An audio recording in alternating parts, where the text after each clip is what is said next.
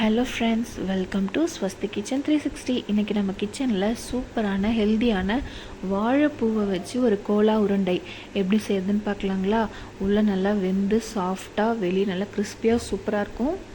வாங்க எப்படி செய்யுதுன்னு பார்க்கலாம். வாழைப்பூ எப்படி நம்ம க்ளீன் பண்ணுவோமோ அதே மாதிரி க்ளீன் பண்ணி எடுத்து இட்லி பாத்திரத்தில் போட்டு ஒரு 10 இல்லை 15 நிமிஷம் வேக வச்சு எடுத்துக்கலாம். அது அப்படியே நல்லா ஆறட்டும். மிக்ஸி ஜாரில் பொட்டுக்கடலை ஒரு சின்ன கப் அளவுக்கு பொட்டுக்கடலை எடுத்து நல்லா ஃபைன் பவுடராக அரைச்சி ஒரு பிளேட்டில் போட்டு வச்சுக்கலாம். இந்த மாதிரி ஃபைனாக அரைச்சி வச்சுக்கலாம். இப்போது வாழைப்பூ நல்லா ஆறியிருக்கும். அதை மிக்ஸி ஜாரில் போட்டு தண்ணியே ஊற்றாமல் அரைச்சி மிக்சிங் பவுலுக்கு மாற்றி வச்சுக்கலாம். ஒரு பெரிய சைஸ் வெங்காயத்தை கட் பண்ணி ரஃப்பாக கட் பண்ணி மிக்ஸி ஜாரில் போட்டு நல்லா அரைச்சி எடுத்து வைக்கலாம்.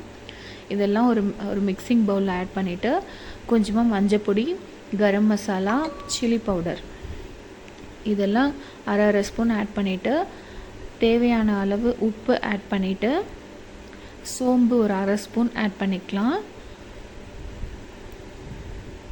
ஈரப்பதம் இருக்கும். ஸோ நம்ம அரைச்சி வச்ச பொட்டுக்கடலை மாவை ஒரு ஸ்பூனாக ஆட் பண்ணி நல்லா மிக்ஸ் பண்ணிகிட்டே வரலாம்.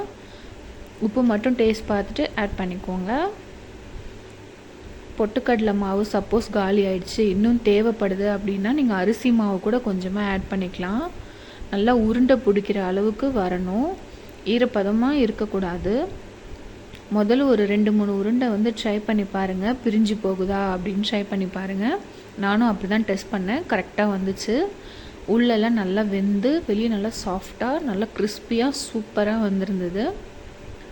ஸோ மீதி இருக்கிற பால்ஸையும் நான் நல்லா ரவுண்ட் பண்ணி வச்சுருந்தேன். அதையும் எண்ணெயில் போட்டு பொரிச்சு எடுத்தேன்.